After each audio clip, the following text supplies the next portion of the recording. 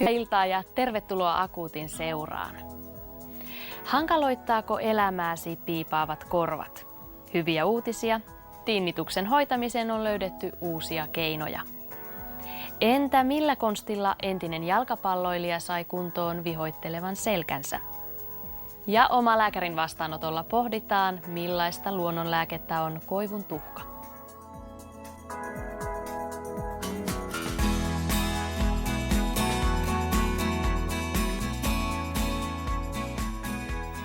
Yksi vaiva on peritty äidiltä, toinen isän puolen suvulta. Kuulostaako tutulta? Olemme sekoitusvanhempiamme, mutta elintavoilla voimme vaikuttaa, tai ainakin yrittää vaikuttaa tiettyjen sukurasitteena kulkevien sairauksien ehkäisyyn. Mutta auttaisiko geeniperimän eli genomin testaus meitä välttymään turhalta etukäteishuolelta, vai olisiko vaikutus aivan päinvastainen? Mikäs tässä on ollessa, jos edessä on yhä terveempi elämä? Koiran elämässä geenitestit ovat jo varsin tuttu juttu ja tulevaisuudessa tessujen elämä kulkee yhä terveempään suuntaan, sitä mukaan kun hauvojen geeniperimää voidaan kotitesteillä yhä laajemmin kartoittaa. Meille kaksijalkaisille geenit voivat arjessa pompata mieleen netistä tai apteekin hyllyltä. Geenitesteillä voi testata, löytyykö omasta perimästä jotakin tautiainesta. Mutta tavallinen tallaaja on kyllä tulosten kanssa melko ihmeissään.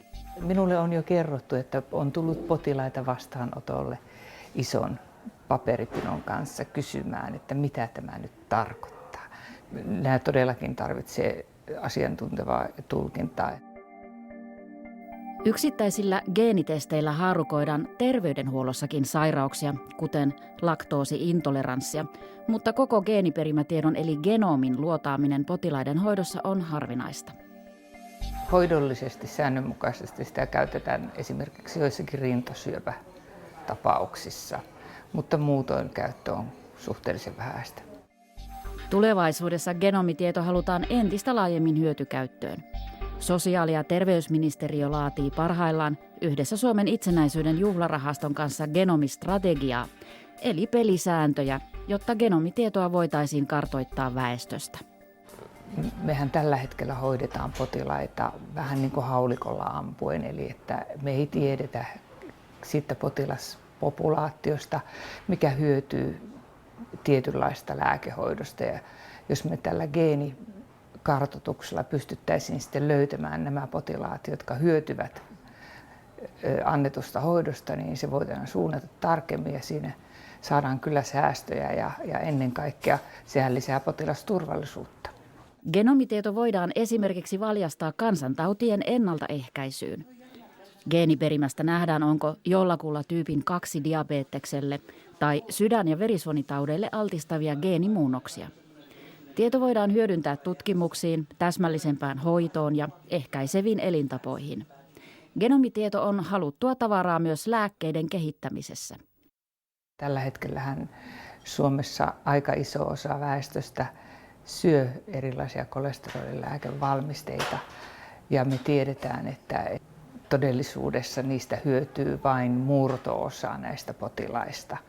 Joten jos me tämän pystyisimme kohdentamaan hyvin tarkkaan, niin silloin kysymyksessä olisi todella isot säästöt ja vähemmän haittavaikutuksia niille potilaille, jotka eivät sitä lääkitystä oikeasti tarvitse. Terveydenhuollossa genomitieto herättää myös huolia investoinneista ja henkilöstön koulutuksesta. Myös kunkin henkilökohtaisessa elämässä genomitieto voi olla varsin kinkkinen. Jos ilmenee, että on taipuvasta tai mahdollisuus, että sairastuu esimerkiksi Alzheimerin tauti, miten se vaikuttaa sun elämään, miten sä pystyt sitä ehkäisemään. Ja toisaalta se, että koko genomi kartoitettaisiin, niin sieltä voi löytyä semmoisia asioita, jotka ovat vähän niin kuin semmoisia sivulöydöksiä, mahdollinen uhkakuva ehkä tulevaisuudessa ja joka ei ehkä toteudukaan. Mitä me silloin tehdään? Mitä kansalainen silloin tekee? Teknologian kehityksen vanavedessä genomitestaus halpenee ja laajenee, mutta kuka tahansa ei voi jatkossakaan noin vain tassutella lääkärille vaatimaan omaa genomikarttaa itselleen. Toisaalta, jos ihmisetkin testaavat geenejään kotona jo nyt, voisiko genomikartoitus joskus tulevaisuudessa olla myös terveydenhuollon palvelu? sitä pitää keskustella tietenkin, että onko kysymyksessä palvelu vai onko kysymyksessä tämmöinen tutkimus, joka tehdään tarvittaessa.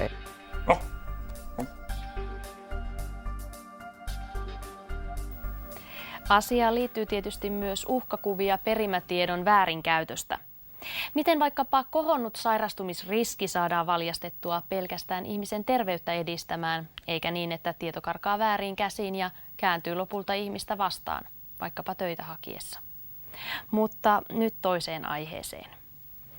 Jonkin aikaa sitten käsittelimme akuutissa hankalasti hoidettavaa ja kiusallista vaivaa, tinnitusta.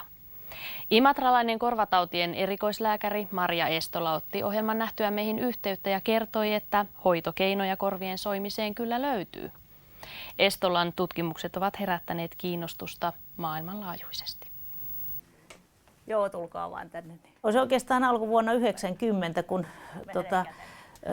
mulla oli semmoinen potilas, jolla oli korva tullut kipeäksi korvatulehduksen jälkeen ja se tulehdus oli parantunut, mutta se korva oli kipeä ja sitten se oli ruvennut soimaan. Ja mä olin aikaisemmin jo oppinut, että jos ihmisellä on korva kipeä, mutta siinä ei näy mitään siinä korvassa, niin kun puuduttelee täältä korvan takaa, niin sitten se kipu helpottaa. Ja mä sanoin, että no mä varmaan sen kivun saan pois, mutta ei sille soinnille mitään voi.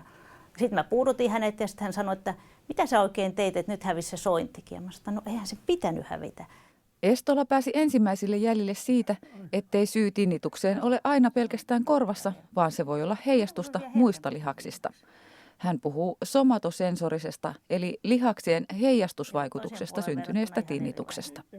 Mulla oli yksi sotaveteraani, oikein hauska mies, jolla oli siis sodasta tullut tinnitus. Ja mä sanoin, että saanko mä kokeilla, niin se sanoi, että ihan mitä vaan sen kun vaan. Ja sitten mä puuduttelin sen ja mitään ei tapahtunut ja sitten me todettiin, että no ei tämä oikein toiminut. Mutta sitten hän tuli parin päivän kuluttua ja sanoi, että et ikinä usko. Mutta parin päivän kuluttua marketissa se tinnitus hävisi ja se oli poissa useamman tunnin ja sitten se tuli takaisin. Siitä oikeastaan niin sillain tuli sellainen innostus, että mä tiedän jotain semmoista, mitä muut ei tiedä. Jouko Papinniemen tinnitus on syntynyt autokolarin seurauksena. Vanhaan vaivaan on vasta viikko sitten kokeiltu hierontaa. Soivan korvan puolelta löytyneet kipeät alueet ovat olleet täysi yllätys. Täällä on semmoisia kipualueita täällä oikealla. Aivan mahtava ero. Ei täällä oikeastaan ole mitään muuta kuin, että jos nyt sitten hän etsimällä etsii, niin se sattuu se etsiminen. Mutta Maria Estola kuvailee itseään maalaislääkäriksi. Imatralla Honkaharjun sairaalassa hän keräsi korvalääkärinä tutkimusaineistoa potilaista, kokeili puudutus- ja kylmähierontahoitoa ja väitteli tohtoriksi vuonna 2000 tinnituksen hoidosta. 3. potilaista hän on saanut tinnituksen häviämään. Tutkimusta ei ole Suomessa kuitenkaan juuri jatkettu, mikä olisi Estolan toive. Kansainvälisesti hänen tutkimuksestaan ollaan oltu jopa enemmän kiinnostuneita. Yllättäen, kun mä en Suomessa päässyt, mä yritin kovasti täällä puhua, mutta ei kukaan oikein ollut kiinnostunut, niin sitten mut löydettiin netistä. Kun mun väitöskirja oli netissä, niin sitten yksi brasilialainen tinnitustutkija löysi sen ja sitten mulle soitettiin. Sieltä yksi tuon TRI-järjestön, eli tämmöinen, joka yrittää tinnitusta hävittää, niin tyyppi soitti mulle ja kysyi, että tulisitko Monacoon. Ja menin sinne ja huomasin, että itse asiassa on järjestö, jossa oli paljon ihmisiä, jotka oli tietyllä lailla löytänyt samoja asioita kuin minä. Mutta mulla oli sillä hetkellä, se oli 2006, niin mulla oli suurin aineisto näitä tämmöisiä hoidettuja potilaita, että mulla oli 178. Tinnituksen syitä on monia, siksi myös hoitotapoja on hyvin erilaisia. Tinnitus voi tulla siitä, että sulla on huimausongelmia ja sä yrität jollain lailla sitten pitää itsesi pystyssä ja niskat jäkittyy. Tai tinnitus voi tulla siitä, että sulle tulee joku tauti korvaan, tulehdus tai muu. Ja meluvammahan on semmoinen yksi yleinen, että tulee liian voimakas melu ja se tekee ongelmaa. Pääsääntöisesti somatosensorisen tinnituksen syy löytyy niskasta ja olkapäästä. Syy saattaa kuitenkin olla kauempanakin. No niin, tää on kylmää. Mä sumutan siihen sen lihaksen suuntaisesti, sitten mä venytän ja sitten mä lämmitän sen. Se filosofia on semmoinen, että se kylmä niin puuduttaa Että se lihas ei älyä, että nyt sille tehdään jotain. Sitten sitä voi venyttää vähän niin kuin tehokkaammin ilman, että tarvitsee omat kädet niin kuin hirveällä voimalla, vaan kunhan menee oikeata linjaa ja sitten se lämmitetään. Ja sitten kun vaihdetaan lihasta, niin katsotaan mistä ja mihin se menee se lihas ja sitten se venytetään se lihas säikeiden suuntaisesti. Niin vaihdetaan tälle varsinaiselle syylliselle puolelle. Miten usein se tinnitus liittyy lihaksiin? Jos se on niin kuin, suurin piirtein niin kuin tuossa väitöskirjassakin 1/3 hyöty, 2/3 ei. Ja huonokuulosille auttaa kuulolaite, osalle varsin hyvin, että jos panee kuulolaitteen korvaan, niin se tinnitus häviää. Osa näistä tinnituksen hoitostrategioista perustuu puhtaasti siihen, että vähennetään stressiä, jolloin ihminen saa sen ärsytysalueen pois ja se tinnitus sitten vähän laskee. Mutta kyllä aktiivisesti aiotaan käyttää sitä konstia ja hän on kovasti mukana, niin jos se auttaisi, niin hyvä. Eli vaimon tehtävä on järjestää huoletonta ja mukavaa elämää ja vähän hieroa. Nimenomaan. Mutta ei ole niinku sellaista yleisterapiaa, että tämä toimii kaikille.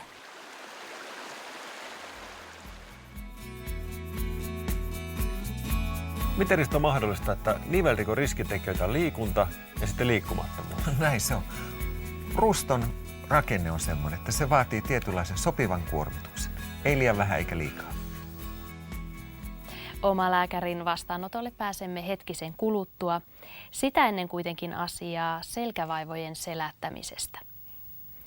Helsinkiläinen Hanna Levelahti toteutti unelmaansa urheilun ja jalkapallon parissa. Hän pelasi naisten liigassa ja tähtäin oli maajoukkueessa. Vauhti kuitenkin hidastui selkävaivojen vuoksi. Se selkä oli koko ajan niin kuin enemmän ja vähemmän kipeä ja sitten syötiin enemmän ja vähemmän kipulääkkeitä. Sehän on se perus, että treenata pitää ja pelit pitää pystyä pelaamaan ja joukkuetta pitää edustaa ja maajoukkueeseen pitää haluta, niin sitten vaan niin kuin kivun mukaan niitä nappeja naamaan. Ja siinä kohtaa mä kiersin paljon fysioterapeutteja, lääkäreitä, osteopaatteja ja monet vaan totesivat, että selässä on joku ongelma, mutta se, että sä oot niin hyvässä kunnossa, että sillä ei välttämättä voida tehdä mitään. Ja niin Hanna itsekin ajatteli. Hänhän oli treenannut koko pienen ikänsä. Lihaskunnon piti siis olla parhaassa mahdollisessa terässä. Sisään hengitys, palauta kädet eteen. Hengitä ulos. Googlesta rupesin etsiä selkäkipu ja kuntoutus ja sitten tuli vaan pilates. Ja mä olin aina, että mikä pilates. Ja sitten mä kattelin jotakin kuviakin ja mä olin, että eihän tuo nyt minkään selkäkipu, että mulla on oikeasti ongelma. Ja ulos hengitys ilman palloa, rullat ylös. Nikamalta. Jatka näin omaan tahtiin. Fiilistellen, kuulostellen rankaa. Ja sormen päät taakse. Pilates. Hengitystä ja rentoutusta. Itsensä kuuntelemista. Hanna otti 5 yksityistuntia pilatesta ja ajatteli lattialla maatessaan, että tämä on ihan kauheata. Sitten se nainen mulle kertoi, että voi tyttö kuule, että sä falskaat ihan keskivartaloa, ei mitään pitoa täällä. Mä kyllä tässä on pito, että tää on niin kuin hyvässä kunnossa. Ja sitten mä kävin siellä ja ehkä kuukauden kohdalla niin mä havahduin, että hei, että mua ei saatu selkää. Ja kerta vielä käytä takana. Pilates on suosittu harrastus ympäri maailmaa. Sitä käytetään myös selkäkuntoutukseen. Sen vaikutuksista terveyteen on kuitenkin vain vähän tieteellistä näyttöä. Käytännössä se on tuonut avun useille selkäpotilaille. Hannan selkäkipujen taustalta löytyi alimpien nikamien välilevyn madaltuma. Jalkapallo jäi ja pilates tuli ja jäi hänen elämäänsä. Ja hän sai selkäkivut kuriin. Niin on sitten lähteä tekemään hyppyä.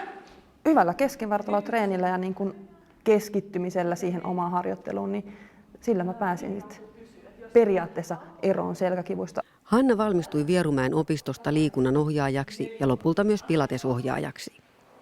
Hän alkoi myös ymmärtää, mistä siinä todella on kyse ja mitä keskivartalo pitää anatomisesti sisällään ja mikä siellä pitäisi toimia ja mikä hänellä ei toiminut. Oikeasti se hengityksen anatomia yhteyteen siihen liikkeen niin kuin biomekaniikkaan. Mä rupesin niin kuin sitä niin kuin ajatusmaailmaa, niitä oppeja sieltä pilatestunneilta niin viemään kuntosalille.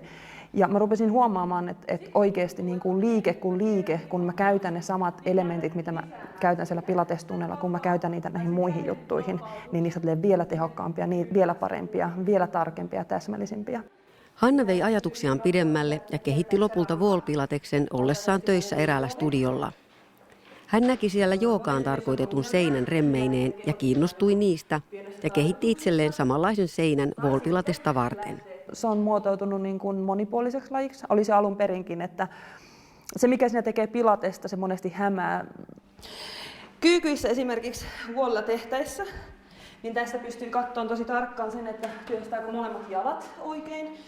Ja myös se, että pysyykö se linjaus sen kyykyn aikana, että ne jalat ei mene joko auki tai mitä paljon käy, että polvet menee kohti toisiaan, että se pysyy se linjaus sen liikkeen aikana.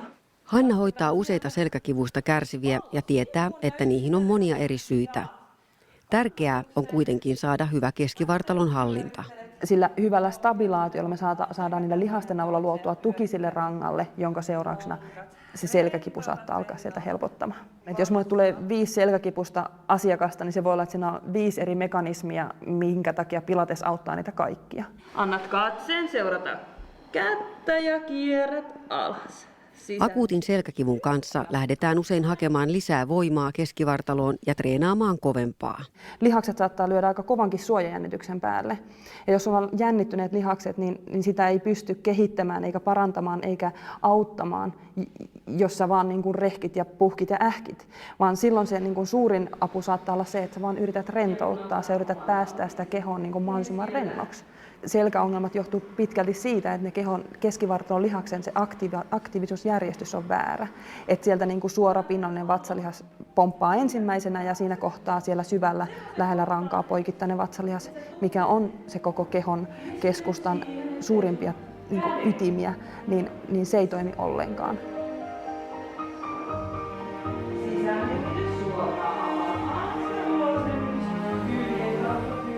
Mutta minkä takia pilateksi hengitään suun kautta ulos, niin on se, että me saadaan sillä vastustetulla hengityksellä, me saadaan luotua sitä vatsaontelon painetta tiiviimmäksi.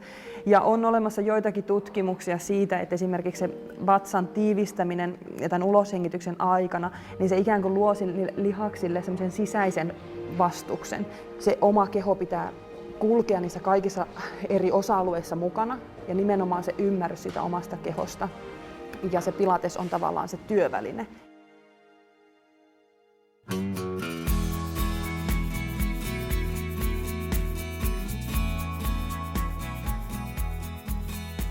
Ensimmäinen kysyjämme kertoo, että suvussa esiintyy vanhusiän diabetesta. Joo, kiitos. Kaadavaa vettä. Kakkostyypin diabetesta. Nyt hän on lukenut tutkimuksesta, jonka mukaan erityisesti auringonkukkaöljy olisi tosi hyvä sokeriaineenvaihduntaa edistämään ja sitä kautta ehkäisemään diabetesta, eikö niin? Mielenkiintoista, joo. Ja nyt hän kysyy, että onko nyt niin, että auringonkukkaöljyyn pitää siirtyä ja unohtaa muut rasvat ja öljyt, että se on niin kuin se numero 1 tässä diabeteshommassa. Sanoppa tuohon, kun muistuu mieleen niin kuin lukuisia kasviöljytutkimuksia, joissa päädytään niin kuin samaan tulokseen vaikkapa oliiviöljyn tai pähkinöiden tai rypsiöljyn. Niin. Auringonkukkaöljyssähän ei ole kovin hirveästi omega-3, vaan sillä on enemmän omega-6-rasvahappoja. Ja se voisi olla linjassa suomalaisten tutkijoiden havaintoihin, että ehkä omega-6-rasvahapoilla olisi diabetesa ehkäisevää vaikutusta. Mutta onko nämä nyt niin kiveen hakattuja varmoja totuuksia, niin sanoisin, että ei. Mutta mielenkiintoinen tulos kyllä. Niin. Tärkeintä lienee kuitenkin se, että siitä voista, kovasta rasvasta siirrytään näihin kasvirasvoihin. Niin. Ja se on taas iso kuva, joka on ratkaiseva, siis että minkälainen ruokavalio vähentää semmoista lieväasteista tulehdustilaa, joka on valtimotautien takana, kakkostyypin diabeteksen takana. Ja ruokavaliolla voidaan vaikuttaa siihen kovastikin. Kasvikset, hedelmät, marjat ja etenkin nämä juoksevat öljyt, niin on osa semmoista ruokavaliota, joka sitä tulehdustilaa lievittää. No onko tässä lopputulema nyt vähän sellainen, että käyttää kasviöljyä ja sitten sitä laatua, mikä maistuu omassa suussa parhaalta ja mikä on tietysti edullista ostaa? Vai? No, mä käyttäisin kaikkia, tai siis monia kasviöljyjä, niin. Useita, eri tarkoitukseen. Eihän se ole pakko yhtä pelkästään. Ei niin vaihtelee vähän ruotkin, yhden konkenkä, niin. Okei, ja nyt heitetään pallo Nealle. Mä pelaan jalkapalloa ja mä oon maalivahti ja mä oon aina miettinyt, että miten ennaltaehkäistä lonkkavammoja ja polvivammoja. Nea taisi saada maalivahtina kopin. Niin, kyllä. Jos pelaa futista, niin polvi ja lonkat siinä kovilla on kieltämättä. No, lääkärin näkökulma on tuo sama, että miten ehkäistä se, koska vaarana on nivelrikon kehittyminen. Etenkin polvinivelrikon 15-20 vuoden viiveellä voi tulla tämmöisestä polvivammasta. Saattaa ristisiteet mennä, nivelkierukka hajota, mikä tahansa vamma. Mutta mikäkö se maalivahille olisi se oikea tapa suojautua tältä, niin sepä onkin jo miljoonan taalan kysymys. Niin. Tekee mieli heittää pallo sinne katsojille, että jos te olette maalivahtia, että miten ihmeessä Nea voisi välttyä siltä, ettei tule polvivammaa. En mä ainakaan keksi mitään. Niin, siellä on aika paljon muitakin pelaajia kentällä, jotka myös pikkusen vaikuttaa siihen, minkälaisia kolareita tulee. Se pallo ei ole aina omissa käsissä. Kyllä. Mutta siis tuo, että liikunnassa tulee joku vamma, niin sen vamman kehityskaaren päässä saattaa olla nivelrikko. No näinpä. Ja nivelrikon ehkäisyssä vammojen ehkäisy olisi se niin kuin A ja O. No, tekniikka pitää olla kunnossa ja lihakset terveet ja näin, jotta niitä vammoja ei tulisi ja sitten välttää kolareita. Sieltä alkaa tulla hyviä vinkkejä. Okei. Näin mennään. Toivotaan, että Nea pysyy terveenä ja menestyy urallaan, eikö niin? Sitten päästään tähän. Tämä on tietenkin koivun tuhkaa, niin kuin varmasti kaikki heti huomasit. Ja tämä johtuu nyt siitä, että meiltä on kysytty semmoista, että kysyjän sukulaismies on koko ikänsä aamupuuron sekoittanut lusikallisen koivun tuhkaa, koska se ehkäisee syöpää. Ja nyt hän kysyy, onko tästä mitään näyttöä. Mies on kyllä jo 75 vuotta ja terve kuin pukki. Eikä ole syöpä iskenyt. Niin, semmoista näyttöä on. Täytyy maistaa, mitä tämä maistuu. Meinaatko maistaa? No pakkohan. Varossa on emäksistä. pH jotakin 12 luokkaa, että se saattaa karvastella. Okei. Ja semmoista on voitu... No joo, ei ole kyllä... Jos kovasti... Se kaipaa jotakin maustetta ehkä vähän. Mitähän se kaarnaakohan se kaipaisi, mutta voihan sitä käyttää, jos niin närästä eikä ole mitään muuta. Ei ole mitään neutraloivaa, niin voihan sitä mahahappoa neutraloida tällä. N1 tutkimuspotilas ei riitä osoittamaan koivutuhkan terveellistä tehoa. Tarvittaisiin hirveästi potilaita ja semmoista näyttöä ei ole. Mutta ei kai se nyt vaarallistakaan, jos on terveestä metästä otettu koivua. Ei sillä pitäisi raskasmetalleja eikä muuta olla. Tietenkin, jos teollisuusalueelta on kaaettu koivun eri asia. Niin, siellä voi olla. Mutta tuo siis koivun ja tuhkan emäksisyys voisi olla taikasana vaikka tähän närästykseen, meinaatko? Tokihan se neutraloi mahahappoja, mutta vähän ilkeältähän tuo. Joo. En tiedä, toimiko se niin siellä puurossa, mutta ainakin tuommoisena uutteena lainausmerkeissä. Niin, vähän tämä on karkeata tämä mun uutekin, mutta siis näin, jos tuhkaa nyt tekee mieli syödä, haluaa uskoa sen terveysvaikutuksiin, niin voihan sitäkin kokeilla tietenkin. Suurempaa haittaa ei liian. Monet. Kiitos hyvistä kysymyksistä, kiitos hyvistä vastauksista. Maista toki. En maista. Vanhemmiten moni, etenkin yksin asuva, käyttää yhä enemmän einesruokia. Mutta jos tarjolla on mautonta mössöä tai väritöntä velliä, saattaa ateria jäädä kokonaan välistä terveyden kustannuksella. VTT:n ja Kuluttajatutkimuskeskuksen johdolla toteutetussa Seniorisapuska-projektissa aistinvaraiseen maisteluun koulutettu raati pääsi sanomaan painavan sanansa valmisruokien laadusta. Näissä VTT:n testikopeissa senioriraatilaiset arvioivat malliannoksia määrättyjen kriteerien perusteella. Mikä maistui, entä miten ruoka-annosten muuntelu vaikutti? Kun aistithan toimi niin kuin kutakuinkin samalla lailla kaikilla, mutta tämä ruoan rakenne oli näille senioreille sillä lailla oli niin kuin herkempiä. Eli he halusivat aavistuksen pehmeämpää ruokaa kuin nuoremmat. Ja tämä on varmaan näissä valmisruissakin, että se rakenne on niin kuin se tärkeä. Mutta toki makua ei voita mikään, eli kyllä se menee kaikkein tärkeimmäksi aina. Nyt kun virallinen arviointiprojekti on jo päättynyt, kerääntyi osa raatilaisista vapaamuotoiseen suoraan kaupan hyllyltä otettujen einesten maisteluun. Samalla muisteltiin projektikokemuksia. Raatilaisena olo oli aika vaikeaa. Että en mä ollut koskaan ennen ajatellut, että siinä niin kuin ensin pitäisi katsoa sitä ulkonäköä, sitten haju, maku, suun tuntuma ja sitten vielä erottaa ne. Se oli hyvin mielenkiintoista. Siinä sai erilaisia makuja maistaa ja kokeilla ja oliko se suolasta tai vähemmän suolasta ja sai tutustua pakkauksiin ja niin edespäin nähdä mitä ne näyttää ja kun ne avautuu. Sitten tämä teksti, esimerkiksi täällä, kun se on siinä. Iäkkäillä tämä ruoka-annoskoko pienenee, joten se kaikki hyvä mitä siellä on. Se ravitsemuksellisesti se pitää saada niin kuin konsentroitua pienempään tilaan se saman määrä, niin sinne on tarpeen ehkä lisätä sitten jotain. Siis sehän voi toki se proteiini olla, että pannaan enemmän lihaa, enemmän kalaa, enemmän jotain proteiinipitoista soijaa, mitä hyvänsä siis missä on. Mutta ne oli niinku selkeät puutteet näissä valmisruuissa. Minä annan lihapulla-annokselle kouluarvosanan 6. Lihapullat ei ollut oikeastaan lihaa nähneetkään. Perunamuussi oli vetistä ja koko annos mautonta. Projekti poiki haasteen niin einesvalmistajille kuin niitä tarjoavillekin. Tämä kalakeitolle maistuu, mutta Mössö on. tämä on semmoinen hampaattomien versio. Aterian hyvä tuoksu, ulkonäkö ja värikkäät lisukkeet houkuttavat syömään riittävästi. Ruokamerkintöihinkin löytyi vinkkiä. Tämmöisiä seniorisapuskahyllyjä ei haluta kauppaan, mutta se, että Japanissa se on ratkaistu tällä varsin oivallisesti pelkällä numerokoodilla, joka on tehokas, mutta huomaamaton.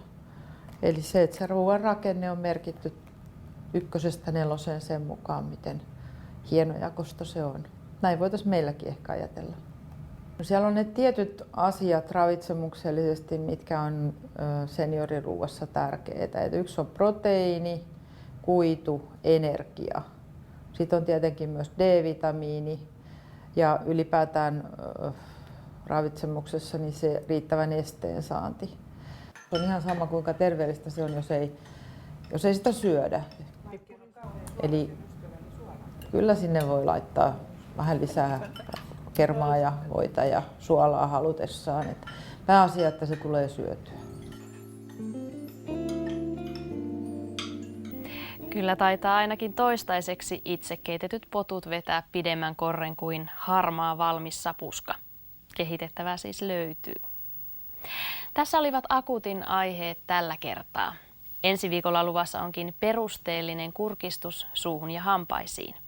Erikoislähetyksessämme selvitämme, mitä kaikkea hammaslääkäri voi kertoa ihmisestä pelkästään suuhun vilkaisemalla. Mutta nyt kiitos seurasta. Hei hei!